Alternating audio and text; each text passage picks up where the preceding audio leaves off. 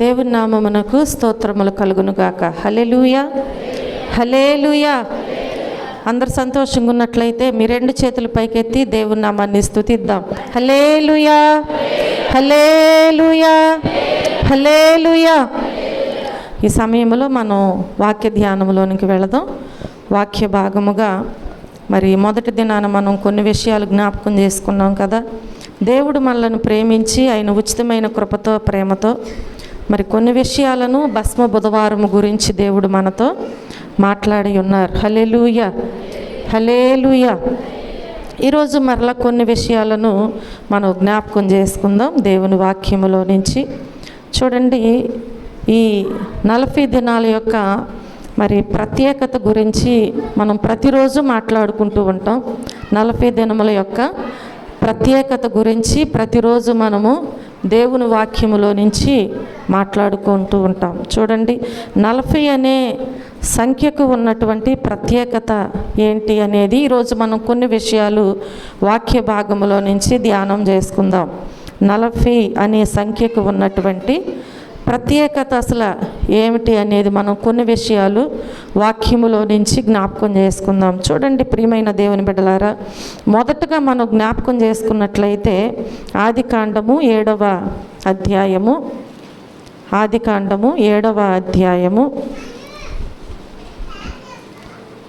17వ వచనములో మనం చూస్తే, ఆ జల ప్రవాహము 40 దినములు ఆ జల ప్రవాహము 40 దినములు భూమి మీద నుండగా జలములు విస్తరించి వాడను తేలజేసినందున అది భూమి మీద నుండి పైకి లేచెను. హల్లెలూయా. ఇక్కడ మనం జ్ఞాపకం చేసుకుంటే నోవాహు 40 రాత్రింబగళ్ళ గురించి దేవుని వాక్యము మనకు తెలియచేయబడుచు ఉన్నది. నోవాహు 40 రాత్రింబగళ్ళ గురించి తెలియజేయబడుచున్నది. ఆ జల ప్రవాహము 40 దినములు భూమి మీద ఉండగా, జల ప్రవాహం ఎన్ని దినాలు ఉందంట అంటే 40 అనే సంఖ్య ఎక్కడెక్కడ ఏ విషయంలో ఏ సందర్భములో మరి తెలియజేయబడుచున్నవో మనం జ్ఞాపకం చేసుకుందాం. మొదటగా మనం చూసినట్లయితే ఈ 40 దినాల గురించి ఆ జల ప్రవాహము 40 దినములు దేవుని వాక్యములో సెలవిస్తుంది కదా, భూమి మీద ఉన్నట్లుగా మనం చూస్తున్నాం. జలములు విస్తరించి ఓడను తేలజేసినందున అది భూమి మీద నుండి పైకి లేచెను. ప్రియమైన దేవుని బిడ్డలారా, అక్కడ మనం జ్ఞాపకం చేసుకుంటే మరి దేవుడు నరులను చూసినప్పుడు బొత్తిగా చెడిపోయిన వారుగా ఉన్నటువంటి సందర్భములో నోవాహుకి దేవుడు ఏం చేశారు అంటే ఒక పని అప్పగించారు. అది ఏంటి అంటే అక్కడ ఉన్నటువంటి ప్రజలందరికీ కూడా దేవుని సువార్తను ప్రకటించటం. దేవుని సువార్తను ప్రకటిస్తూ మరలా వాడను సిద్ధపరచమని దేవుడు తెలియచేసి ఉన్నారు. దేవుని మాట చొప్పున మరి దేవుడు ఏ రీతిగా ఆ వాడకు ఏ కర్రతో ఏ ఆకారముతో దేవుడు చేయమన్నారో ఆ రీతిగా దేవుని మాట చొప్పున వాడను సిద్ధపరిచి ఉన్నారు. ప్రభు సెలవిచ్చినట్లుగా ఆయన ప్రకటన చేస్తూనే ఉన్నారు. అది ఎన్ని సంవత్సరాలు పట్టింది అంటే 120 సంవత్సరాలు. 120 సంవత్సరాలు వాడను సిద్ధపరుస్తూనే 120 సంవత్సరాలు ఆయన సువార్తను కూడా ప్రకటన చేస్తున్నారు. ఏంటి అంటే ప్రభు యొక్క ఉగ్రత మన మీదకి రాబోచున్నది కాబట్టి మీరందరూ రక్షించబడండి, మారు మనసు పొందండి అని సువార్తను ప్రకటిస్తుంటే వారందరూ కూడా మాటను హేళనగా తీసుకుని ఎవరు కూడా నోవాహు మాట చొప్పున దేవుని సన్నిధిలో ఎవరు మార్పు చెందలేదు. కనుక ప్రియమైన దేవుని బిడ్డలారా, ఆ సమయాలలో మనం చూస్తే దేవుడు చెప్పినటువంటి ఆ దినము రాని వచ్చింది. ఆ ప్రచండమైనటువంటి ఆ వర్షము వచ్చినప్పుడంట ఆ భూమి మీద నీళ్లతో నింపబడినప్పుడు ఎన్ని దినాలంట 40 దినాలు రాత్రింబగళ్ళు కూడా అక్కడ ప్రచండమైన వర్షము వచ్చినట్లుగా మనం చూస్తూ ఉంటాం. ఆ రీతిగా ఆ 40 పగళ్ళు 40 రాత్రులు ప్రచండ వర్షం భూమి మీద కురిసింది కాబట్టి ఆ దినమందే నోవాహు కుమారులు అలాగే నోవాహు భార్య వారికి ఉన్నటువంటి మరి కోడండ్రు కానీ ప్రతి ఒక్కరు కూడా ఓడలో ప్రవేశించినట్లుగా మనం చూస్తున్నాం. దేవుని బిడ్డలారా, అక్కడ సిద్ధపరిచింది వచ్చింది అందరి కోసము అయితే ఆ ఓడలో ప్రవేశించింది ఎవరు అంటే నోవాహు కుటుంబం మాత్రమే. అలాగే దేవుడు చెప్పినటువంటి విషయం ఏంటంటే ప్రతి జాతిలో నుంచి పక్షులైనా జంతువులైనా నేలను ప్రాకు పురుగులైన ఏదైనా కానీ ఆడు మగ రెండిటిని కూడా వాడలోనికి చేర్చమని దేవుడు చెప్పారు. ఆ రీతిగా మరి ఆ వాడలోనికి చేర్చినట్లుగా మనం చూస్తున్నాం. ప్రియమైన దేవుని బిడ్డలారా, ఆయా జాతుల ప్రకారముగా నానా విధములైనటువంటి ప్రతి ఒక్క మరి జీవిని కూడా ఏం చేశారు అంటే వాడలోనికి తీసుకుని వెళ్ళిన తరువాత దేవుని వాక్యం సెలవిస్తుంది కదా, దేవుని వాక్యములో మనం చూస్తే అవన్నీ కూడా వాడలోనికి ప్రవేశించిన తరువాత దేవుడు అతనికి ఆజ్ఞాపించిన ప్రకారము సమస్త శరీరులలో మగదయు ఆడదయు ప్రవేశించినాయి అంట. అప్పుడు యెహోవా వాడలో ఏం చేశారంట, మూసివేసినట్లుగా మనం చూస్తున్నాం. ఆ జల ప్రవాహము ఆ సమయంలో 40 దినములు భూమి మీద చూసి వచ్చి ఉన్నది. ప్రియమైన దేవుని బిడ్డలారా, ఆ రీతిగా 40 దినాలు ఆ జల ప్రవాహం భూమి మీదకి వచ్చినప్పుడు జలములు విస్తరించిని కనుక ప్రతిరోజు కూడా ఆ రీతిగా వస్తున్నప్పుడు ఆ జలములన్నీ కూడా ఏమైపోతాయి, అక్కడ విస్తరించిపోతాయి. చూడండి, మనకి ఒక 2-3 రోజులు ఆగకుండా వర్షం వస్తేనే చాలా ఇబ్బంది పడుతూ ఉంటాం. మనం చాలా ఇబ్బంది పడుతూ ఉంటాం ప్రతి విషయంలో కూడా. చూడండి, అక్కడైతే 1 రోజు 2 రోజులు కాదు, 40 దినాలు రాత్రింబగళ్ళు కూడా ప్రచండమైన వర్షము వచ్చింది. భూమి మీద నిలిచిపోయినాయి అంటే ఇంకా ఇంకిపోవటానికి అవకాశము లేదు. అలాగే 120 సంవత్సరాలు ప్రయాసపడి కట్టినటువంటి ఆ ఓడ కూడానంట ఆ నీటి మీద పైకి తేలబడి ఉన్నదంట. అంత వర్షము ఆ భూమి మీద నిలబడినట్లుగా మనం చూస్తున్నాం. ఈ సంఖ్యకు ప్రాముఖ్యతలు మనం జ్ఞాపకం చేసుకుంటే దేవుని వాక్యములో నోవాహు 40 రాత్రింబగళ్ళు ఆ వర్షము వచ్చినట్లుగా అక్కడ దేవుని వాక్యములో మనకి తెలియచేయబడుచు ఉంటుంది. హల్లెలూయా, హల్లెలూయా. ఆ రీతిగా విస్తరించి వాడను తేలజేసినందున అది భూమి మీద నుండి పైకి లేచెను అని దేవుని వాక్యము సెలవిస్తూ ఉంది. చూడండి, ఆ జలములు భూమి మీద ప్రచండముగా ప్రబలి మిక్కిలి విస్తరించినప్పుడంట వాడ నీళ్ల మీద నడవటం ప్రారంభించిందంట. మనం జ్ఞాపకం చేసుకుంటే వాడ ఎక్కడ నడుస్తుంది, సముద్రములో నడుస్తుంది. అదేమైనా ఒక అంతస్తు వాడ కూడా కాదు. అలాంటి అంత బరువైన అంత పెద్ద వాడ ఎక్కడ నడుస్తుంది అంటే భూమి మీద నిలబడినటువంటి ఆ నీటి మీద నడుస్తూ ఉన్నదంట. ప్రియమైన దేవుని బిడ్డలారా, ఆ శిక్ష నుంచి ఎవరు తప్పించబడి ఉన్నారు అంటే దేవుని మాట చొప్పున జీవించినటువంటి వారు మాత్రమే తప్పించబడి ఉన్నారు. ఎవరైతే దేవుని మాటను ధిక్కరించకుండా దేవుని ఉగ్రత వస్తుంది, రక్షించబడకపోతే, రక్షణ పొందకపోతే, మారు మనసు పొందకపోతే దేవుడిచ్చేటువంటి రక్షణ పోగొట్టుకోవటమే కాదు, ఆ ఉగ్రతలో మీరు మునిగిపోతారని సెలవిచ్చిన ఎవరు మాట వినలేదు. కనుక విననటువంటి వారందరూ కూడా ఇప్పుడు ఏమయ్యారు అంటే ఆ జల ప్రళయములో వారందరూ మునిగిపోయినట్లుగా మనం చూస్తున్నాం. అక్కడ ఉన్నటువంటి భూమి మీద ఎవ్వరు కూడా ఇక బ్రతకలేదు. ఈరోజు దేవుడు మనతో మాట్లాడుచూ ఉంటున్నారు. ఈరోజు మనం జ్ఞాపకం చేసుకుంటే మనం 40 దినాలు ఉపవాస ప్రార్థన చేస్తున్నాం. 40 దినాలు దేవునితో సహవాసం చేస్తున్నాం. కొన్ని గంటలైనా 40 దినాలు దేవుని సన్నిధిలో ఆయన పాదాల దగ్గర మనము ప్రార్థన చేస్తూ ఉంటున్నాం. ఎందుకంటే కొంతమందికి ఇంట్లో ప్రార్థన చేసే అలవాటు ఉండకపోవచ్చు, సమయం ఉండకపోవచ్చు, లేదంటే అలాంటి అనుకూలత వారి గృహాలలో ఉండకపోవచ్చు. ఏది ఏమైనా ఈరోజు నీకు దేవుడు అవకాశాన్ని అనుగ్రహించారు. 40 దినాలు దేవుని దగ్గర ప్రార్థించుకునేటువంటి అనుకూలతను దేవుడు నీకు ఇచ్చి ఉన్నారు అంటే ఊరికే వచ్చి ప్రార్థన చేసి దేవుని సన్నిధిలో నుంచి మనం వెళ్ళిపోవటం కాదు. దేవుని మాట చొప్పున మనము నడుచుకోవాలి. మనలో ఉన్నటువంటి చెడ్డవి ఏవైతే ఉన్నాయో మనం ఏం చేయాలి, వాటిని తీసివేసుకోవాలి, పరిశీలన చేసుకోవాలి.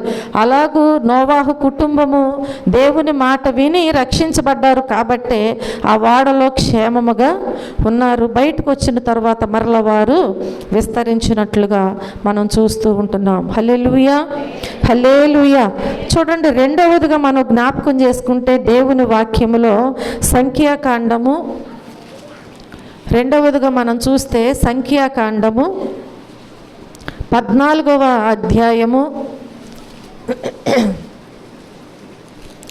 33వ వచన భాగములో మనం జ్ఞాపకం చేసుకున్నట్లయితే 14వ అధ్యాయము 33వ వచనములో, మీ శవములు ఈ అరణ్యములో క్షయమగు వరకు మీ పిల్లలు ఈ అరణ్యములో 40 ఏండ్లు తిరుగులాడుచు మీ వ్యభిచార శిక్షను భరించెదరు. హల్లెలూయా, హల్లెలూయా.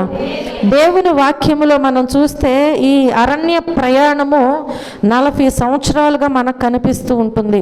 దేవుడు మోషే అహరోనులకు ఎలాగూ సెలవిస్తూ ఉంటున్నారు. వారితో దేవుడు మాట్లాడుచూ ఉంటున్నారు. నాకు విరోధముగా సణుగుచూ ఉన్నటువంటి ఈ చెడ్డ సమాజమును నేను ఎంతవరకు సహిస్తాను? ఇశ్రాయేలీలు నాకు విరోధముగా సణుగుచున్నటువంటి సణుగులను నేను విని ఉన్నాను అని దేవుడు మాట్లాడుచున్నారు. ప్రియమైన దేవుని బిడ్డలారా, దేవుడు మాట్లాడుచు నీవు వారితో ఒక మాట సెలవివు, వారికి నీవు ఒక ఆజ్ఞ నీవు తెలియచేయని చెప్పి మోషేకు అహరోనులతో దేవుడు మాట్లాడుచూ ఉంటున్నారు. అదేంటి అంటే, నా జీవము తోడు మీరు నా చెవిలో చెప్పినట్లు నేను నిశ్చయముగా మీ ఎడల చేసేదను. మీ శవములు ఈ అరణ్యములోనే రాలును. మీ లెక్క మొత్తము చొప్పున మీలో లెక్కింపబడిన వారందరూ అనగా 20 ఏండ్లు మొదలుకుని పై ప్రాయము కలిగి నాకు విరోధముగా సణిగిన వారందరూ రాలిపోవుదురు అంటున్నాడు. దేవుడే మాట్లాడుచున్నారు. ఎవరితో? మోషేతో, అహరోనుతో మాట్లాడి వారికి తెలియచేయమంటున్నాడు. వారు సనిగినటువంటి సనుగులన్నీ కూడా నేను వినియున్నానంటున్నాడు. దేవుడు మనం చేసే ప్రతి ప్రార్థన వింటాడు, మన క్రియలు చూస్తాడు, మన ప్రవర్తన చూస్తాడు. మనము దేవునితో ఎలాంటి సహవాసము కలిగి జీవిస్తున్నామో, మన జీవిత విధానము ఎలా ఉందో కూడా ఎవరు చూస్తారు? దేవుడు తప్పకుండా చూస్తారు. చూడండి, మనం దేవుని పెదవులతో ఆరాధిస్తున్నామా, హృదయముతో దేవుణ్ణి మనము ఆరాధిస్తున్నామా? దేవుడు చూస్తూ ఉంటాడు. ప్రియమైన దేవుని బిడ్డలారా, దేవుడు ఆశీర్వదించినప్పుడు మాత్రమే దేవుణ్ణి స్తుతిస్తున్నామా? ఏదైనా బలహీనతో సమస్య వచ్చినప్పుడు కూడా మనం దేవుని మీదే ఆధారపడి ప్రార్థన చేస్తున్నామా? లేదంటే దేవుడు మనం అనుకున్నది చేయకపోతే సణుగుతున్నామా? ఇవన్నీ ఎవరు చూస్తారు? దేవుడు చూస్తారు తప్పకుండా. ఇశ్రాయేలు ప్రజల్ని దేవుడే నడిపించారు ఐగుప్తులో నుంచి, బానిసత్వములో నుంచి. అలాంటి దేవుడు ఈరోజు మాట్లాడుచున్నారు కదా. వారి ప్రవర్తనను చూసి, వారి మాటలను విని దేవుడు బాధపడుచు వారికి మీరెళ్ళి తెలియచేయండి అంటున్నారు. హల్లెలూయా. వారికి మీరు వెళ్ళి తెలియచేయండి, మీ శవములు ఈ అరణ్యములోనే రాలిపోతాయి అని చెప్పుచున్నారు. చూడండి, నాకు విరోధముగా సనిగిన వారందరూ కూడా ఏమవుతారంట? చెప్పాలి. నాకు విరోధముగా సనిగిన వారందరూ కూడా ఏమవుతారంట? రాలిపోతారంట. ప్రియమైన దేవుని బిడ్డలారా, యెఫున్నె కుమారుడైన కాలేబును, నూను కుమారుడైన యెహోషువయు తప్ప మిమ్మును నివసింపజేయుదునని నేను ప్రమాణము చేసిన దేశమందు మీలో ఎవరునూ ప్రవేశింపరు. ఇది నిశ్చయము.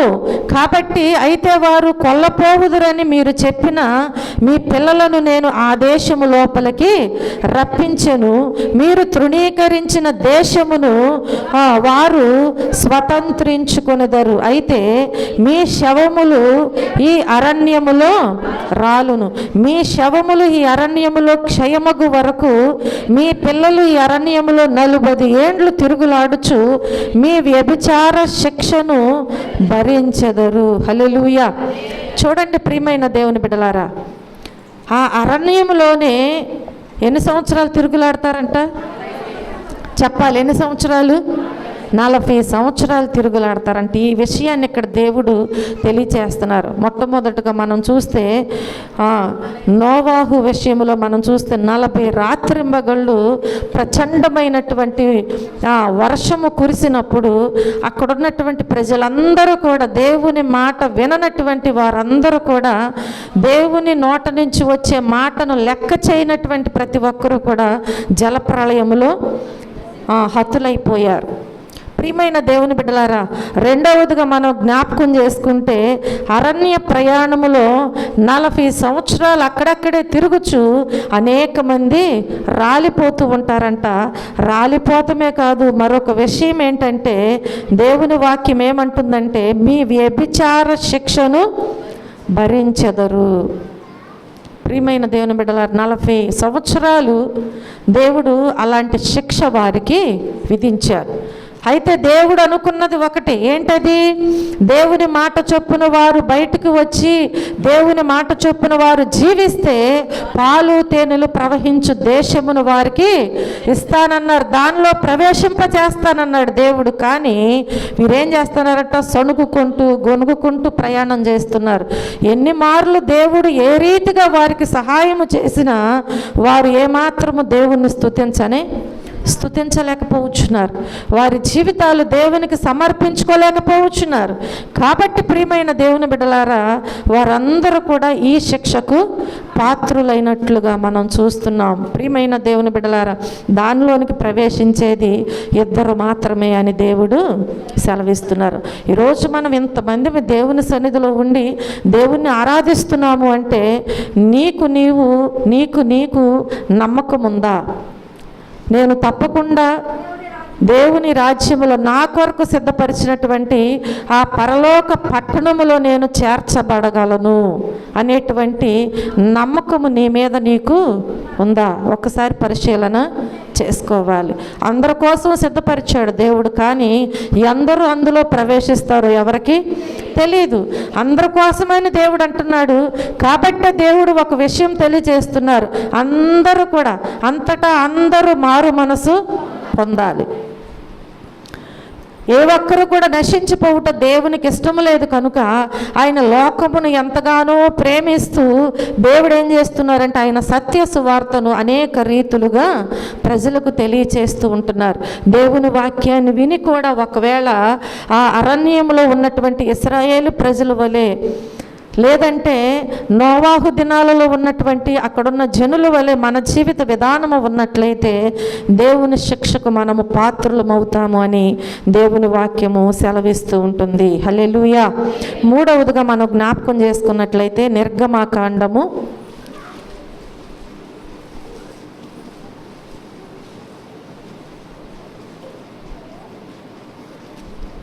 24వ అధ్యాయము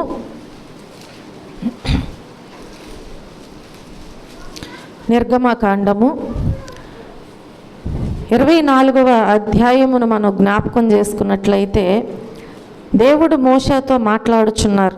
ఏమని మాట్లాడుచున్నారు అంటే, నీవును అహరోనును నాదాబును అబీహును ఇశ్రాయేలీల పెద్దలలో 70 మంది యెహోవా యొద్దకు ఎక్కి వచ్చి దూరమున సాగిలపడండి అని దేవుడు వారితో మోషేతో మాట్లాడే విషయాన్ని తెలియచేస్తూ ఉంటున్నారు. ప్రియమైన దేవుని బిడ్డలారా, మోషే మాత్రం యెహోవాను సమీపింపవలెను, వారు సమీపింపకూడదు, ప్రజలు అతనితో ఎక్కి రాకూడదు. అంటే దేవుని యొద్దకు వెళ్ళటానికి కొన్ని నియమ నిబంధనలు దేవుడు అక్కడ తెలియచేస్తూ ఉంటున్నారు. అందరూ రండి, కానీ మోషే మాత్రమే యెహోవాను సమీపించాలి, అక్కడికి ఎవరు కూడా రావటానికి వీల్లేదు అని చెప్పినప్పుడు మోషే వచ్చి యెహోవా మాటలన్నీ విధులన్నిటినీ కూడా అక్కడ ఉన్నటువంటి ప్రజలతో వివరించి చెప్పాడు. దేవుడు ఈరోజు ఈ రీతిగా మాట్లాడి ఇవన్నీ తెలియచేసి ఉన్నారు అని చెప్పి ఆ విషయాలన్నీ కూడా అక్కడ ఉన్నటువంటి ప్రజలతో వివరించి చెప్తే ప్రజలందరూ కూడా యెహోవా చెప్పిన మాటలన్నిటి ప్రకారము చేసేదమని ఏక శబ్దముతో ఉత్తరం ఇచ్చారు. దేవుడు ఎలా చెప్తే అలాగే మనము చేద్దామని చెప్పి అందరూ ఏక మనసుతో మాట్లాడారు. చూడండి ప్రియమైన దేవుని బిడ్డలారా, మనం జ్ఞాపకం చేసుకుంటే మోషే యెహోవా మాటలన్నిటినీ వ్రాసి ఉదయమందు లేచి ఆ కొండ దిగువన బలిపీఠమును ఇశ్రాయేలీలు 12 గోత్రముల చొప్పున 12 స్తంభములను కట్టారు. 12 గోత్రముల చొప్పున 12 స్తంభములను కట్టి ఇశ్రాయేలీలలో యవనస్తులను పంపగా వారు దహన బలులను అర్పించి యెహోవాకు సమాధాన బలులుగా కోడెలను వధించారంట. అప్పుడు మోషే మనం జ్ఞాపకం చేసుకుంటే వాటి రక్తములో సగము తీసుకుని పళ్ళెములలో పోసి ఆ రక్తములో సగం బలిపీఠం మీద ప్రోక్షించాడు. అతడు నిబంధన గ్రంథమును తీసుకుని ప్రజలకు వినిపింపగా వారందరూ యెహోవా చెప్పినవన్నీ చేయుచు విధేయులై మేము ఉంటాము అని మరలా వారందరూ మాట్లాడి ఉన్నారు. దేవుడు ఏది చెప్తే అది మేము చేస్తాం, దేవునికి మేము విధేయులుగా ఉంటాం అని చెప్పి ఆ ప్రజలందరూ కూడా మాట్లాడినట్లుగా మనం చూస్తున్నాం. ఈ రీతిగా మనం జ్ఞాపకం చేసుకుంటే మోషే, అహరోను, నాదాబు, అబీహు ఇశ్రాయేలు పెద్దల్లో 70 మంది ఎక్కి వెళ్ళారు. ఇశ్రాయేలీల పెద్దల్లో 70 మంది ఎక్కి వెళ్ళి ఆ ఇశ్రాయేలీలు దేవుణ్ణి చూశారు.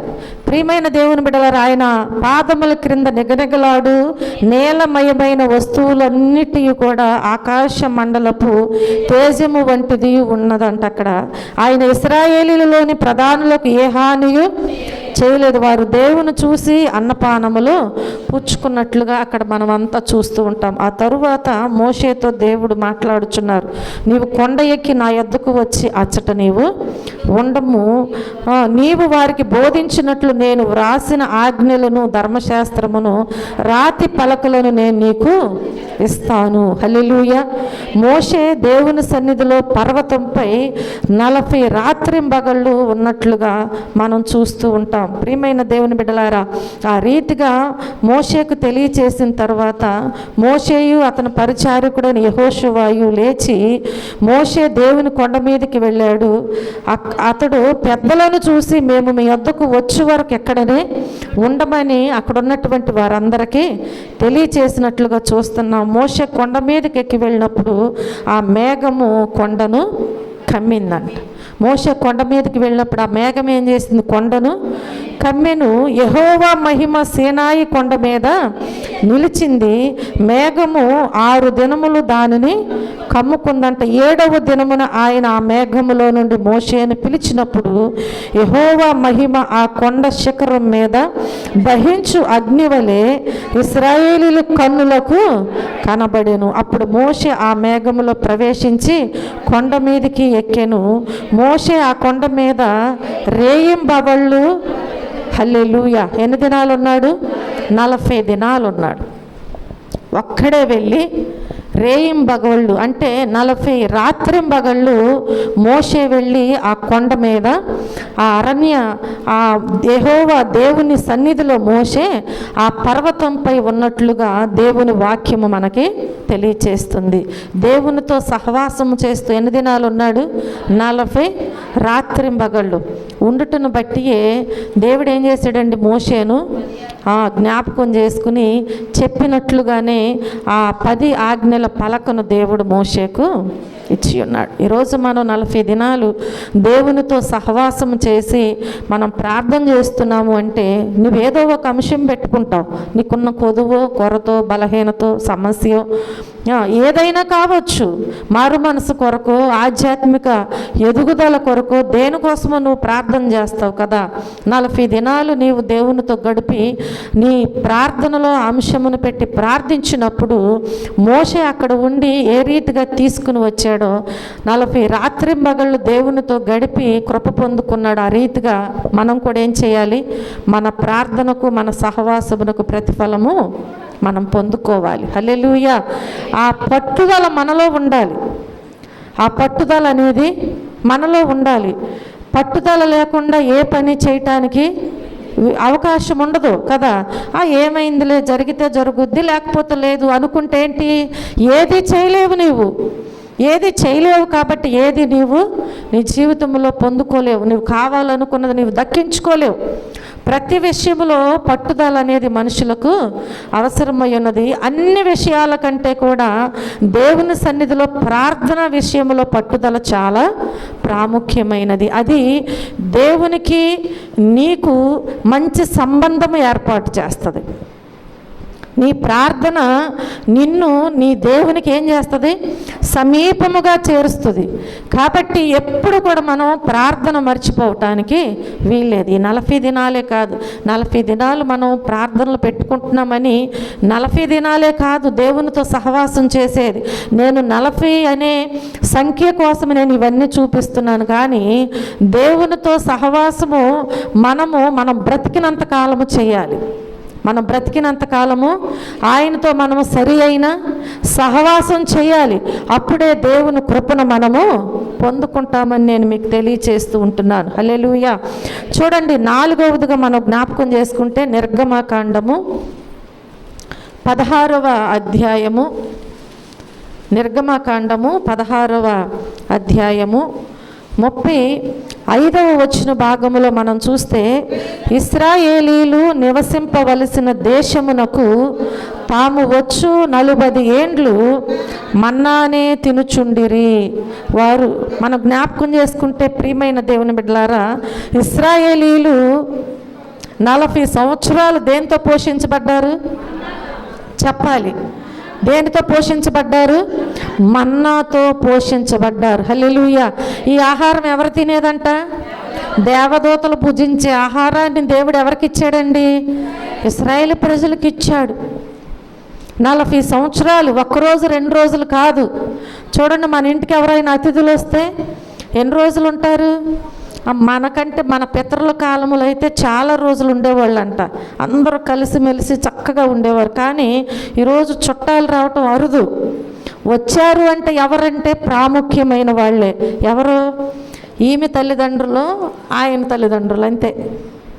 ఇంకా అన్నదమ్ములు కానీ అక్క చెల్లెళ్ళు కానీ కూడా రావటం చాలా అరుదుగా ఉంటుంది. ఎందుకనండి? ఏంటి ఇప్పుడు వచ్చారు, ఎప్పుడు వెళ్తారు అనే ఆలోచన ఉంటుంది. కాబట్టి ఒకరింటికి ఒకరు ఎవరు వెళ్ళట్లేదు, ఒకరిదొకరు ఎవరు ఆశించట్లా, ఒకరికొకరు ఎవరు పెట్టుబడులు పెట్టుకోవట్లేదు. పెట్టినా కానీ అది బాకీ అయిపోతుంది. ప్రియమైన దేవుని బిడ్డలారా, ఈ లోకంలో ఎవరి కష్టం వాళ్ళే కానీ ఒకరిని ప్రేమించి బంధువులని వారని వీరిని పోషించడానికి ఎవరికి అవకాశం లేదు. దేవుడంట ఆనాడు ఇశ్రాయేలు ప్రజల్ని దేనితో పోషించాడంట? మన్నాతో పోషించబడ్డారు. 40 సంవత్సరాలు వారు చక్కగా సమృద్ధి అయినటువంటి ఆహారం. మళ్ళీ ఒకవేళ ఆశతో కదా, ఆశతో ఎక్కువ తీసుకుంటే పురుగులు పట్టేస్తాయి అంట.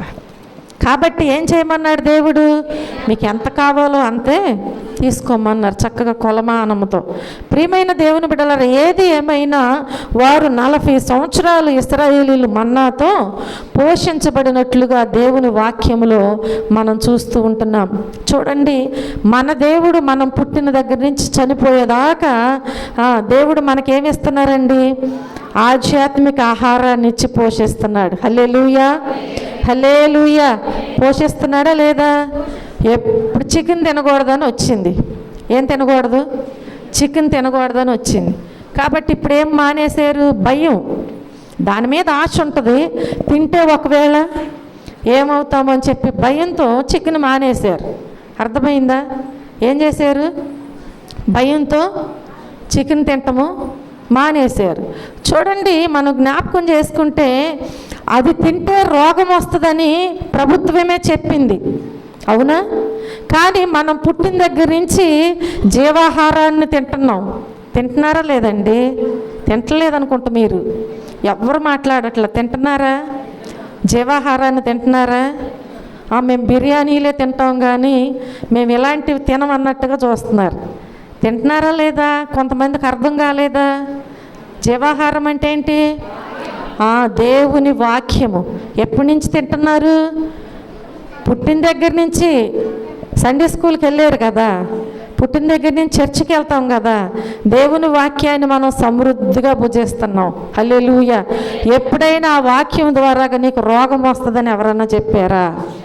చెప్పలా. కానీ మనం ఏం చేస్తాం? ఆ వాక్యం వింటే ఎక్కడ బ్రతికిపోతామో, ఆ వాక్యం వింటే ఎక్కడ మారిపోతామో, ఆ వాక్యం వింటే ఒకవేళ దేవునికి ఎక్కడ దగ్గర అయిపోతామో అని చెప్పి ఏం చేస్తాం? మధ్య మధ్యలో కొంత బ్రేక్ ఇస్తూ ఉంటాం. బ్రేక్ ఇవ్వటం అంటే ఏంటి? ఆదివారాలు, బుధవారాలు, శనివారాలు మానేస్తూ ఉంటాం. హల్లెలూయా. దేవుడైతే నీకు సమృద్ధిగా, వాళ్ళకైతే ఎన్ని సంవత్సరాలు ఇచ్చాడు?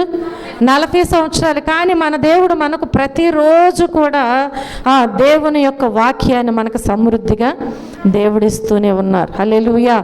కాబట్టి ప్రియమైన దేవుని బిడ్డలారా, ఆ మన్నాతో వారు ఎన్ని సంవత్సరాలు పోషించబడి ఉన్నారు అంటే 40 సంవత్సరాలు వారు మన్నాతో పోషించబడినట్లుగా మనం చూస్తున్నాం. 5వదిగా మనం చూస్తే దేవుని వాక్యములో ద్వితీయోపదేశ కాండము 25వ అధ్యాయము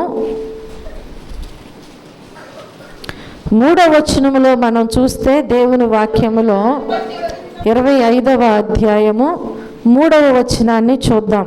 40 దెబ్బలు కొట్టింపవచ్చును, అంతకు మించకూడదు. వీటికంటే విస్తారమైన దెబ్బలు కొట్టించిన ఎడల నీ సహోదరుడు నీ దృష్టికి నీచుడుగా కనబడునేమో. ఇక్కడ మనం చూస్తే 40 అనే సంఖ్య మనకు కనిపిస్తుంది. ఇశ్రాయేలీల మధ్య వివాదం ఏమైనా ఒకవేళ వచ్చినట్లయితే, ఆ ఇశ్రాయేలీల మధ్య వివాదం ఏమైనా కానీ అక్కడ ఏం చేయాలంట? నిందితుడు తినాల్సిన దెబ్బలు ఎన్నంట? 40 అంట. ఒక 2 వ్యక్తుల మధ్య ఏదైనా ఒక గొడవ వచ్చిందంటే దానికి కారకుడు ఎవరో ఆ నిందితుడిని తీసుకుని వెళ్ళి ఏం చేయాలంట? 40 కొరడా దెబ్బలు కొట్టాలంట. హల్లెలూయా. 40 కొరడా దెబ్బలు. ఇశ్రాయేలీల మధ్య వివాదం ఏమైనా వస్తే ఆ నిందితుడిని తీసుకుని వెళ్ళి ఏం చేయాలి? 40 కొరడా దెబ్బలు కొట్టాలని దేవుని వాక్యం సెలవిస్తుంది. మరి ఈరోజు నిజంగా మనం రోజు దేవుని దగ్గర నిందితులంగానే ఉంటాం, అవునా? మరి దేవుడు మనల్ని ఎన్ని దెబ్బలు కొట్టాలో, రోజుకి ఎన్ని 40లు పడతాయో, కానీ మన దేవుడు మనల్ని ప్రేమిస్తున్నాడు. ఆయన మనల్ని జ్ఞాపకం చేసుకుని ఇంకా మారుతారు, ఆ నిర్దోషత్వం నుంచి వారు ఇంకా విడుదల పొందుతారు అని చెప్పి, నిందితుల నుంచి వారు ఇంకా మార్చబడతారు అని చెప్పి దేవుడు ఎదురు చూస్తూనే ఉంటున్నాడు. హల్లెలూయా. మనం ఎప్పుడైతే దేవుని మాట చొప్పున మార్చబడతామో, దేవుడిచ్చే శిక్షలు చాలా ఉన్నాయి, కానీ వాటి నుంచి దేవుడు ఏం చేస్తాడు? తప్పిస్తూ ఉంటాడు. మన జీవితంలో మనం చేసిన నేరాలు ఎన్నో ఉండొచ్చు. సిలువలో దొంగ ఎన్నో నేరాలు చేశాడు. అక్కడ రాయబడింది ఏంటంటే వాడు దొంగని రాయబడింది. అంటే వాడు ఎలాంటి నరహంతకుడైనటువంటి దొంగో మనం జ్ఞాపకం చేసుకోవాలి. చూడండి, వాడు నేరస్తుడు కాబట్టి వాడిని పట్టుకుని ఏం చేశాడు? సిలువ మీద వేలాడ తీశారు. ఇప్పుడు వాడు తన బ్రతుకు కాలమంతా కూడా ఏం చేశాడు? నేరాలు చేశాడు, దొంగతనాలు చేశాడు, నిందితుడిగా జీవించాడు. ఆ సమయంలో, ఆఖరి సమయంలో దేవుని దగ్గర ప్రార్థన చేస్తున్నాడు, నన్ను ఒక్కసారి కృపతో జ్ఞాపకం చేసుకోయ్యా నీ రాజ్యములో అని. దేవుడు క్షమించాడు. కానీ మనం ఏం చేస్తామంటే అట్లా అని ఊహించుకోకూడదు. ఆఖరి సమయంలో ఒకవేళ చనిపోవచ్చని, వాడికి మరణం రాకుండా శిక్ష వచ్చింది కాబట్టి దేవుని దగ్గర ఒకవేళ చనిపోయినాక నా ఆత్మ అయిన దేవునితో ఉంటుందని కోరుకున్నాడు.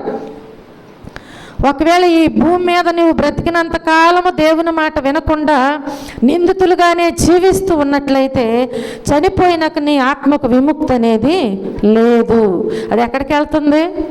చెప్పాలి, నరకానికి వెళ్ళిపోద్ది. అక్కడుండి ధనవంతుడిలాగా కేకలు పెట్టినా ఏం పెట్టిన ప్రయోజనము ఉండదు.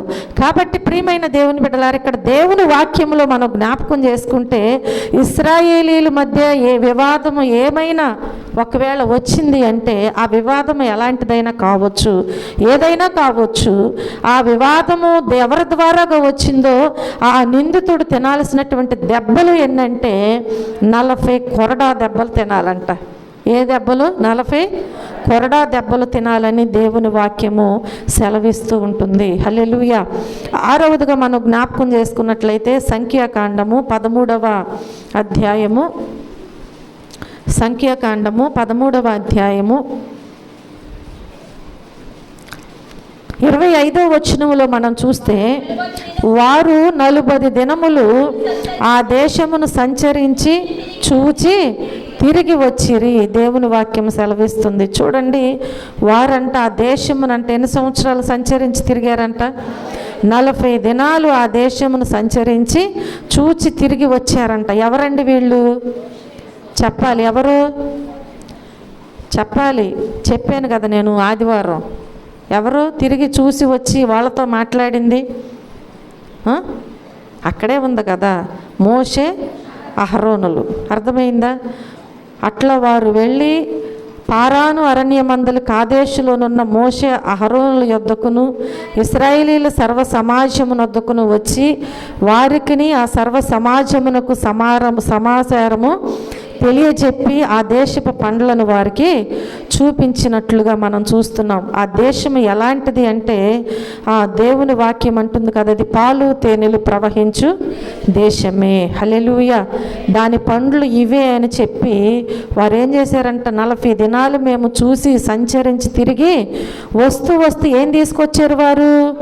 ఆ దేశంలో ఉన్నటువంటి పండ్లను తీసుకుని వచ్చి ఆ ప్రజలకు తెలియచేస్తూ వారికి చూపిస్తూ ఉంటున్నారు. హల్లెలూయా. ఆ దేశంలో ఉన్నటువంటి ఆ పండ్లను తీసుకుని వచ్చి వారికి అక్కడున్నటువంటి విశేషతను గూర్చి వివరించి తెలియచేసి ఆ పండ్లను వారికి చూపిస్తున్నట్లుగా మనం చూస్తూ ఉంటున్నాం. హల్లెలూయా. చూడండి, వారు ఎష్కోలు లోయలోనికి వచ్చి అక్కడ ఒక్క గెలగల ద్రాక్ష చెట్టు యొక్క కొమ్మను కోసి దండతో 2 మోసారంట. ఏ గెలను చెప్పాలి? ఏ గెలనండి? 2 మోసారంటే అది ఎంత ఉంటుంది కదా? చూడండి ప్రియమైన దేవుని, అక్కడున్నటువంటి పండ్ల విశేషత అన్నమాట అది. అక్కడున్నటువంటి పండ్ల గూర్చి చక్కగా తెలియచేయబడుచు ఉంటుంది. ఆ కోసినటువంటి ద్రాక్ష గెలను బట్టి ఆ స్థలమునకు ఏమని పేరు వచ్చింది? ఎష్కేలు అని వచ్చింది. అంటే ద్రాక్ష గెల అని అర్థము. హల్లెలూయా. అలాగే మనం చూస్తే అక్కడ కొన్ని దానిమ్మ పండ్లను, కొన్ని అంజూరపు పండ్లను కూడా వారు తీసుకుని వచ్చారంట. ఆ రీతిగా వారు తీసుకుని వచ్చి తెలియచేస్తున్న విశేషమైన మాట ఏంటి అంటే, మేము 40 దినములు ఆ దేశమును సంచరించి చూచి మరలా తిరిగి వచ్చాము. ఈ అవకాశం మనకుంటుందా? పరలోక రాజ్యము ఎలా ఉంటుంది అనేది ఒకవేళ వెళ్ళి చూసి వద్దామంటే కుదురుద్దా? కుదరదు కదా. ఆ దేశాన్ని వారు చూడటానికి ఎంత శ్రేష్టమైన కృపను దేవుడు వారికి అనుగ్రహించారో చూడండి ప్రియమైన దేవుని బిడ్డలారా. ఆ దేశంలో ఉన్నటువంటి విశేషతను గూర్చే వాళ్ళు అంతగా వారికి తెలియచేస్తూ కొన్ని ఆనవాలుగా తీసుకొచ్చి వారికి చూపిస్తున్నారు. సంతోషముతో శ్రేష్టమైన దేశమని సెలవిస్తున్నారు కదా. మన కొరకు సిద్ధపరిచినటువంటి దేశమును గూర్చి వాక్యములో వ్రాసి దేవుడు మనతో మాట్లాడుతున్నారు. అవునా? వారికైతేనేమో 2 వ్యక్తులు వెళ్ళి చూసి వచ్చి తెలియజేస్తున్నారు. మనతో అయితే మన దేవుడే మాట్లాడుతున్నాడు. మీ కొరకు సిద్ధపరిచిన పరలోక రాజ్యం ఈ రీతిగా ఉంటుంది అని. చూడండి ప్రియమైన దేవుని బిడ్డలారా, దేవుడు మనకు తెలియజేసినా కానీ ఆ పరలోక రాజ్యమును గూర్చినటువంటి విశేషతలు మనం వింటాము, చెప్పుకుంటాము, కానీ అక్కడ మార్పు చెందిన వారే వెళ్తారు అనేది మర్చిపోతూ ఉంటాం. నేను మారు మనసు పొందాను, బాప్తిసం తీసుకున్నాను, ప్రభు యొక్క శరీరాన్ని రక్తాన్ని తిని త్రాగుచున్నాను కాబట్టి నేను ఇక పరలోక రాజ్యానికి వెళతాను అని మనం అనుకుంటాం. చూడండి, అక్కడ మనం జ్ఞాపకం చేసుకుంటే దేవుని వాక్యం సెలవిస్తుంది కదా. వారు కూడా ఏం చేశారు అంటే ఆ దేవుని మాట చొప్పున వచ్చారు, కానీ ఆ సమయంలో వారికి ఉన్నటువంటి ఆ గొనుగుల గురించి, సనుగుల గురించి దేవుడిస్తానన్న దేశాన్ని వారికి ఇవ్వలేదు. ఈరోజు మనం దేవుని దృష్టికి అనుకూలముగా జీవించకపోతే పరలోక రాజ్యమునకు మనము చేర్చబడనే చెప్పుకోవటం వరకే. దేవుని వాక్యములు విన్న దానిని, చదివిన దానిని మనం చెప్పుకోవటం వరకే, కానీ దేవునికి ఇష్టలుగా మనం బ్రతకపోతే అసలు అటువైపు చూస్తాను కూడా అవకాశం అనేది ఉండదు. హల్లెలూయా, హల్లెలూయా. మనకు అక్కడ విశేషమైనటువంటి విషయం ఏంటంటే మనకు తెలియజేయబడుచున్నది దేవుని వాక్యములో మనం చూసినట్లయితే వారు అక్కడ మనం జ్ఞాపకం చేసుకుంటే అక్కడ ఎన్ని దినాలు తిరిగి చూశారంట? 40 దినాలు వారు ఏం చేశారు? అక్కడ తిరిగి చూసి వచ్చినట్లుగా మనం చూస్తూ ఉంటున్నాం. వేగుల వారు కనాను దేశములో 40 రోజులు ఉన్నట్లుగా మనం చూస్తూ ఉంటున్నాం. హల్లెలూయా, హల్లెలూయా. అలాగే మనం జ్ఞాపకం చేసుకున్నట్లయితే న్యాయాధిపతుల గ్రంథములో మనం చూస్తే, దేవుని వాక్యములో న్యాయాధిపతుల గ్రంథము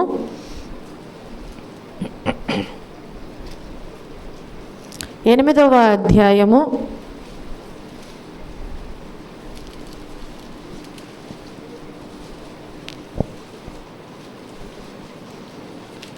28వ వచనములో చూస్తే, మిద్యానీయులు ఇశ్రాయేలీయుల ఎదుట అణపబడి అటు తరువాత తమ తలలను ఎత్తుకొనలేకపోయిరి. గిద్యోను దినములలో దేశము 40 సంవత్సరములు నిమ్మళముగా ఉండెను. హల్లెలూయా. ఇక్కడ చూస్తే గిద్యోను ఒత్నీయేలు కాలములో దేశము 40 సంవత్సరాలంట నిమ్మళముగా ఉన్నదంట. 40 సంవత్సరాలు, 1 సంవత్సరం 2 సంవత్సరాలు కాదు. ఎన్ని సంవత్సరాలు ఉందంట నిమ్మళముగా? 40 సంవత్సరాలు ఆ దేశం ఎలా ఉంది? నిమ్మళముగా ఉండెను అని సెలవిస్తుంది. 3వ అధ్యాయంలో మనం చూస్తే, 3వ అధ్యాయము 11వ వచనములో జ్ఞాపకం చేసుకుంటే, అప్పుడు 40 సంవత్సరములు దేశము నెమ్మది పొందెను. అటు తరువాత చూడండి, అప్పుడు 40 సంవత్సరములు దేశం ఏం పొందుకుందంట? నెమ్మది పొందుకుంది. మన జీవితంలో నెమ్మది ఉంటేనే మనం నిమ్మళముగా నివసించగలుగుతాం భూమి మీద. నెమ్మది లేకపోతే మన జీవితం అంతా గలిబిలే. కాబట్టి ఇక్కడ దేవుని వాక్యం అంటుంది కదా, గిద్యోను ఒత్నీయేలు కాలములో దేశం అంట 40 సంవత్సరాలు నిమ్మళముగా నెమ్మదిగా ఉన్నట్లుగా మనం చూస్తూ ఉంటున్నాం. చూడండి, సమూయేలు మొదటి గ్రంథములో మనం చూస్తే, సమూయేలు మొదటి గ్రంథము 17వ అధ్యాయము 16వ వచనములో చూస్తే, చదువమ్మా.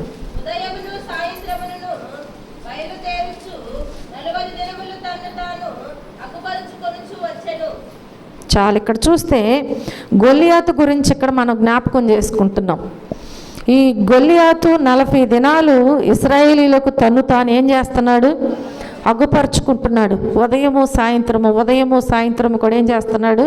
తన్ను తాను ఇశ్రాయేలు ప్రజలకు అగుపరుచుకుంటూ ఉంటున్నాడు. ఎవరైనా ఉంటే రండి, యుద్ధానికి రమ్మని చెప్పి ఏం చేస్తున్నాడు? ప్రతిరోజు కూడా వచ్చి ఆ గొల్లియాతు 40 రాత్రులు పగళ్ళు కూడా 40 దినాలు ఇశ్రాయేల్ ప్రజలకు తను తాను అగుపరుచుకున్నట్లుగా మనకు దేవుని వాక్యం సెలవిస్తుంది.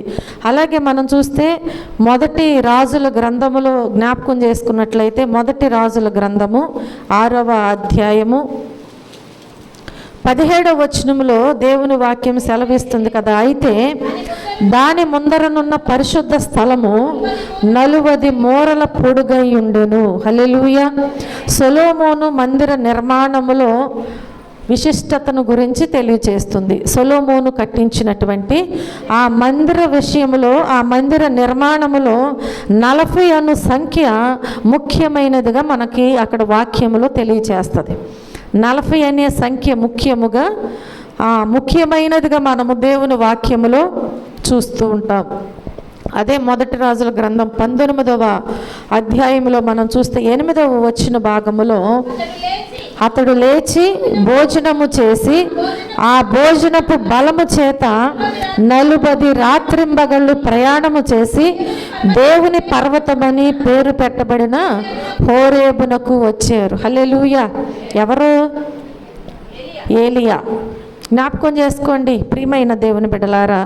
సో మనం చూస్తే ఏలియా భోజనము చేశాడంట. అతడు లేచి భోజనం చేశాడంట. భోజనము చేసిన తరువాత ఆ భోజనపు బలము చేతంట, ఒక్క పూట భోజనం ఎంత తింటామండి? ఆ బలం ఎంతసేపు ఉంటుంది మనకి? మనం మధ్యాహ్నం తింటే సాయంత్రానికల్లా మరలా ఆకలి వేస్తుంది, ఆ బలం పోతుంది. చూడండి, ఇక్కడ ఏలియా విషయంలో దేవుని వాక్యం అంటుంది కదా, అతడు భోజనం చేసిన తర్వాత ఆ భోజనపు బలము చేతంట 40 రాత్రింబగళ్ళు ప్రయాణం చేశాడంట. ఎన్ని దినాలు? ఆగకుండా ఆయన 40 రాత్రింబగళ్ళు చక్కగా ఆ బలముతో ప్రయాణము చేసినట్లుగా దేవుని వాక్యము మనకు సెలవిస్తుంది. ఏలియా భోజనము ఎన్ని రోజులు బలమిచ్చింది? 40 రోజులు పరిగెత్తేటువంటి బలమును ఏలియాకు దేవుడు అనుగ్రహించి ఉన్నారు. హల్లెలూయా. ఆహారం ఎవరు పంపించారండి? దేవుడే పంపించారు. దేవుడే పంపించారు ఆయనకి. ఆ ఆహారమును తిని ప్రయాణం చేశాడు ఆ బలముతో 40 రోజులు ఆయన చక్కటి బలముతో ప్రయాణం చేసినట్లుగా చూస్తున్నాం. చూడండి, యోనా గ్రంథములో మనం జ్ఞాపకం చేసుకున్నట్లయితే యోనా గ్రంథము 3వ అధ్యాయము, యోనా గ్రంథము 3వ అధ్యాయము 4వ వచనములో చూస్తే, యోనా ఆ పట్టణములో ఎన్ని దినాలు ప్రయాణం చేశాడంట? చెప్పాలి. యోనా ఎన్ని దినాలు ప్రయాణం చేశాడు? యోనా ఆ పట్టణంలో 1 దిన ప్రయాణమంత దూరము సంచరించుచు ఇక 40 దినములకు నినివే పట్టణము నాశనమగునని ప్రకటన చేశాడు. 1 దినమంతా కూడా ఆయన ప్రయాణం చేసి ఏమని ప్రకటన చేస్తున్నాడు? చెప్పాలి. 40 రోజుల్లో చూడండి ప్రియమైన దేవుని బిడ్డలు, యోనా నినివే నగరం వెళ్ళి 40 రోజుల తర్వాత సువార్త ప్రకటించినట్లుగా మనం జ్ఞాపకం చేసుకుంటూ ఉంటున్నాం. చూడండి, ఈ యోనా వెళ్ళటానికి చాలా విషయాలు జరిగినాయి, అవన్నీ మనకి తెలిసిన విషయాలే. కానీ అక్కడికి వెళ్ళిన తరువాత మనం చూసినట్లయితే ఆయన 40 దినములకు నినివే పట్టణము నాశనమగునని ప్రకటన చేశాడు. దేవుడు వెంటనే వెళ్ళి సువార్త ప్రకటించమంటే ఆయన ఎన్ని దినాలకు వెళ్ళాడు? 40 రోజుల తర్వాత వెళ్ళి ఆ సువార్తను ప్రకటించినట్లుగా దేవుని వాక్యం సెలవిస్తుంది. అలాగే మనం చూస్తే మార్కు సువార్తలో 1వ అధ్యాయంలో మనం జ్ఞాపకం చేసుకుంటే, మార్కు సువార్త 1వ అధ్యాయము 13వ వచనాన్ని మనం చూద్దాం. చదువమ్మా. చూడండి, ఇక్కడ మనం జ్ఞాపకం చేసుకుంటే యేసుక్రీస్తు గురించి ఇక్కడ దేవుని వాక్యము తెలియజేయబడుచు ఉంటుంది. 1వ అధ్యాయం 13వ వచనములో, ఆయన సాతాను చేత శోధింపబడుచు అరణ్యములో 40 దినములు అడవి మృగములతో కూడా ఉండెను అని సెలవిస్తుంది. ఎక్కడున్నారంటే ఈయన యేసుక్రీస్తు వారు 40 రోజులు ఉపవాస ప్రార్థనతో సాతానుని జయించినట్లుగా మనం చూస్తున్నాం. ఉపవాస ప్రార్థనతో ఎన్ని దినాలు ఉన్నారు? 40 దినముల యొక్క ఉపవాస ప్రార్థనతో సాతానుని మన ప్రభువైన యేసుక్రీస్తు వారు జయించి ఉన్నారు. అలాగే మనం చూస్తే అపోస్తుల కార్యముల గ్రంథములో 1వ అధ్యాయములో దేవుని వాక్యం సెలవిస్తుంది కదా. అపోస్తుల కార్యముల గ్రంథము 1వ అధ్యాయము 3వ వచనములో చూస్తే, ఆయన శ్రమపడిన తరువాత 40 దినముల వరకు వారికి అగపడుచు దేవుని రాజ్య విషయములను గూర్చి బోధించుచు అనేక ప్రమాణములను చూపి వారికి తన్ను తాను సజీవునిగా కనపరుచుకొనెను. చూడండి, యేసుక్రీస్తు పునరుద్ధానము తరువాత శిష్యులకు తన్ను తాను ఎన్ని దినాలు కనపరుచుకున్నారు?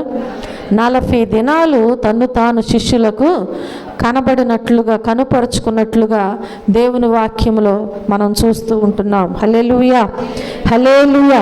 అలాగే కొరింథీయులకు రాసినటువంటి 2వ పత్రికలో మనం చూస్తే 11వ అధ్యాయము, కొరింథీయులకు రాసిన 2వ పత్రిక 11వ అధ్యాయము 24వ వచనములో, యూదుల చేత 5 మారులు 1 తక్కువ 40 దెబ్బలు తింటిని అంటున్నారు. ఎవరైనా చెప్పాలి. ఎవరండి? యేసు ప్రభువారా? హల్లెలూయా. ఎవరు? పౌలు గారు. చూడండి, యూదులు పౌలు గారినంట 5 సార్లు అంట, ఒక్కసారి కాదు. ఎన్నిసార్లు? 5 సార్లు 1 తక్కువ 40 కొరడా దెబ్బలు కొట్టారంట.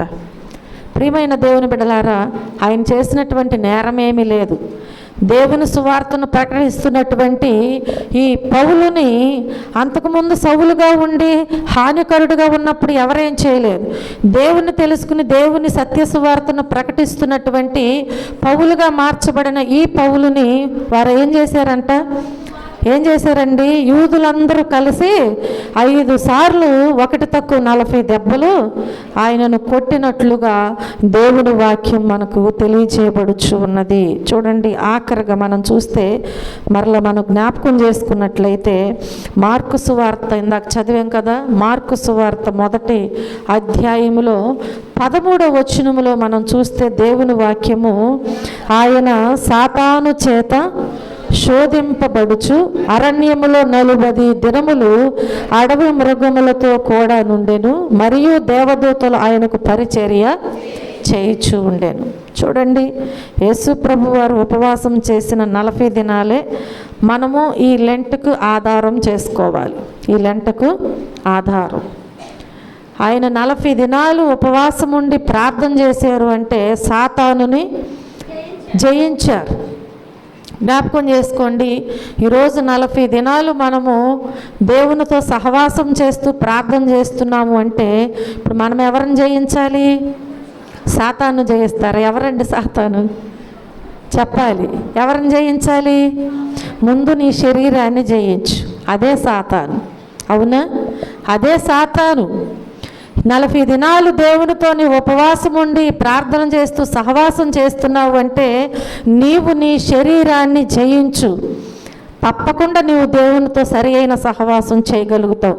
శరీరాన్ని జయించలేనప్పుడే నీవు దేవునికి దూరముగా ఉంటావు, దేవునితో కలిసి నీవు జీవించలేవు. కనుక ప్రియమైన దేవుని బిడ్డలారా, మనము 40 దినాలు ఉపవాస ప్రార్థనలు, శ్రమల కాల ధ్యానములని అలవాటుగానో ఆచారంగానో ఏదో ఒక విధంగా మనం వచ్చి ఆ రీతిగా మనము ఒక నిబంధన చేసుకుని వెళ్ళుట ద్వారా ప్రయోజనమేమీ లేదు. యేసు ప్రభు వారు బాప్తిసం తీసుకున్నాక 40 దినాలు ఆయన ఒంటరిగా అరణ్యంలోనికి వెళ్ళి ఉపవాసం ఉండి ప్రార్థించుట ద్వారా సాతానును జయించారు ఆయన. ఈరోజు మనం దేవుని సన్నిధిలో 40 దినాలు గడుపుచు ప్రత్యేకముగా ప్రార్థన చేస్తున్నాము అంటే మన శరీరాన్ని మనము జయించాలి. ఎందుకంటే ఆత్మకు శరీరానికి ఎల్లప్పుడూ పోరాటమే. కాబట్టి ఇదే మనకు అపవాది అయి ఉన్నది, సాతాను అయి ఉన్నది. మొదట మన శరీరాన్ని జయిద్దాం, తరువాత ఈ లోకాన్ని ఈజీగా జయించగలుగుతాం. కనుక ఈ రాత్రి దేవుడు చెప్పినటువంటి ప్రతి మాటలో కూడా 40 అనే సంఖ్యను మనము తెలియజేసుకున్నాం కదా. 40 అనే సంఖ్యను మనం చూసి ఉన్నాం బైబిల్లో. ఎవరు ఏ విధముగా ఆ 40 అనే సంఖ్య జరిగించబడి ఉన్నదో మనం విని ఉన్నాం. మొదటగా మనం చూస్తే 40 రాత్రింబగళ్ళు నోవాహు గురించి అక్కడ ప్రచండ వర్షము గురించి వ్రాయబడి ఉన్నది. అలాగే అరణ్య ప్రయాణము 40 సంవత్సరాలు వారు చేసినట్లుగా మనం చూస్తున్నాం. ఇశ్రాయేల్ ప్రజలు మోషే దేవుని సన్నిధిలో పర్వతంపై ఎన్ని దినాలు ఉన్నాడు? 40 రాత్రింబగళ్ళు దేవునితో ఉన్నట్లుగా చూస్తున్నాం. ఇశ్రాయేలుల మధ్య ఏదైనా వివాదం వస్తే ఎన్ని కొరడా దెబ్బలు కొట్టాలి? 40 కొరడా దెబ్బలు కొట్టాలి. అలాగే వేగులు వారు కనాను దేశములో 40 రోజులు ఉన్నట్లుగా చూస్తున్నాం. అలాగే గిద్యోను ఒత్నీయేలు కాలములో దేశము 40 సంవత్సరాలు ఎలా ఉంది? నిమ్మళముగా నెమ్మదిగా ఉన్నట్లుగా చూస్తున్నాం. అలాగే గొలియాతు 40 దినాలు ఏం చేశాడు? ఇశ్రాయేలు ప్రజలకు సవాళ్ళు విసురుతూ తను తాను కనుపరుచుకుంటూ ఉంటున్నాడు. నేను శూరుడును, నేను వీరుడును, యుద్ధ నైపుణ్యత కలిగిన వాడనని 40 దినాలు ఏం చేస్తున్నట్టు సవాళ్ళు విసురుతూ ఉన్నాడు. ఆ రీతిగా ఆయన తను తాను అగుపరుచుకున్నట్లుగా మనం చూస్తున్నాం. సొలొమోను మహారాజు కట్టినటువంటి మందిర నిర్మాణములో 40 అనే సంఖ్య ముఖ్యమైనదిగా మనకి దేవుని వాక్యములో కనిపించింది. అలాగే యోనా నినివే నగరము వెళ్ళి 40 రోజుల తర్వాత సువార్త ప్రకటన చేశాడు. ఇంకా మనం చూస్తే నేనే చెప్పేది, మీరు చెప్పరా? తర్వాత ఎవరు? 40 రోజులు యేసుక్రీస్తు వారు ఉపవాసముతో సాతానుని జయించి ఉన్నాడు. యేసుక్రీస్తు వారు పునరుద్ధానము తరువాత 40 రోజులు తన్ను తాను శిష్యులకు అగుపరుచుకుంటూ వచ్చారు. అలాగే యూదులు పౌలును 5 మార్లు ఒకటి తక్కువ 40 కొరడా దెబ్బలు కొట్టినట్లుగా చూస్తున్నాం. అలాగే యేసు ప్రభువారు ఉపవాసము చేసి 40 దినాలు ఆయన చేసిన ఉపవాసమే ఈ 40 దినాలు లెంటుకు ఆధారమని మనము గ్రహించాలి. హల్లెలూయా, హల్లెలూయా. ఈ రీతిగా ఎప్పుడైతే మనం కూడా ప్రతి విషయంలో మనలను మనము పరిశీలన చేసుకుని దేవుని దగ్గర అసలు మనం ఎలా జీవిస్తున్నామని తెలుసుకున్నట్లయితే దేవునికి సమీపముగా ఉండగలుగుతాము. అలాగే మన శరీరాన్ని, ఈ సాతానును మనము జయించగలుగుతాం. హల్లెలూయా. దేవుడిచ్చిన వాక్యమును దీవించి ఆశీర్వదించునుగాక. ఆమేన్. చిన్న ప్రార్థన చేసుకుందాం. వాక్యాన్ని విన్నటువంటి ప్రతి ఒక్కరు కూడా పరిశీలన చేసుకుని దేవుని దగ్గర ప్రార్థన చేయండి. నీ జీవితంలో నీవు దేవుని సన్నిధిలో ఈ 40 దినాలు ఉపవాసం ఉండి ప్రార్థన చేస్తున్నావు అంటే నీవు దేనిని జయించగలుగుచున్నావు? నీ శరీరాన్ని మొదట నీవు జయించగలుగుచున్నావా లేదా? నువ్వు పరిశీలన చేసుకుని దేవుని దగ్గర ప్రార్థన చేయి. దేవుడు తప్పకుండా మనకు సహాయము చేస్తారు. మన ప్రార్థనకు ప్రతిఫలం ఇచ్చే దేవుడే మన దేవుడు. ప్రార్థన చేసుకుందాం. ప్రేమ కలిగిన తండ్రి, కృప కలిగిన మా దేవ, మా రక్షకుడా, మీ పరిశుద్ధమైన నామమునకు లెక్కలేని కృతజ్ఞతాస్తుతులు, స్తోత్రములు, వందనాలు తెలియజేస్తున్నాను ప్రభువా. ఈ రాత్రి కాల సమయంలోనైనా ఈ 40 అనేటువంటి నా ప్రభువా అంశం మీద నా తండ్రి, ఆ సంఖ్యకు ఉన్నటువంటి ప్రత్యేకత గురించి నాయన, మరి బైబిల్ భాగములో నుంచి నాయన కొన్ని విషయాలు మీరు మాకు తెలియచేసి మాతో మాట్లాడిన విధానమును బట్టి మీకు వందనాలు, స్తోత్రములు ప్రభువా. అయ్యా, విని ఉన్నటువంటి ప్రతి ఒక్కరిని మీరు జ్ఞాపకం చేసుకోండి. విన్న వాక్యాన్ని విడిచిపెట్టగా హృదయంలో భద్రపరుచుకుని తిరిగి నెమరు వేసుకునేటువంటి జ్ఞానము, జ్ఞాపక శక్తిని బిడలకు మీరు అందించండి. దయగలిగిన దేవా, ఈ రాత్రికాల సమయంలోనైనా అయ్యా బిడ్డలు తిరిగి గృహాలకు వెళ్ళుచుండగా మీరు జ్ఞాపకం చేసుకోండి ప్రభువా. అయ్యా, వారి జీవితాలలో వారికి నా ప్రభువా మీ కృపా సహాయం అందించండి. మీ సన్నిధిలో నా ప్రభువా ఒకవేళనైనా ఆనాడునైనా ఇశ్రాయేలు ప్రజలు సనుగుడుకు గొనుక్కుంటూ మిమ్మల్ని వెంబడించారని శిక్షించారేమో, కానీ ఈనాడు మమ్మలను శిక్షిస్తున్న దేవుడు కాదు నాయన. అయ్యా, సమయం ఇస్తున్న దేవుడు ప్రభువా. ఇంకనూ నా తండ్రి, మా విషయంలో మీరు నాయన అయ్యా ఇదిగో దయా దాక్షిణ్యము కలిగిన ఆయన, దీర్ఘశాంతము కలిగి సమయమునిస్తున్నటువంటి గొప్ప దేవుడు అయ్యా, మీకు వందనాలు.